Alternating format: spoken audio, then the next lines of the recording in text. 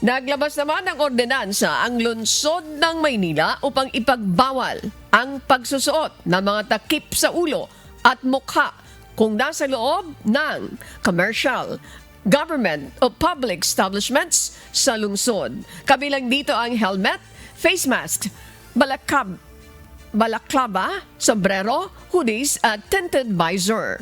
Gayunpaman, mayroon pa rin namang magiging exemption tulad ng panahon ng health emergencies kapag umaandar ang motorsiklo ng mga law enforcer na nasa opisyal na tungkulin, mayroon malubhang karamdaman at religious exemption.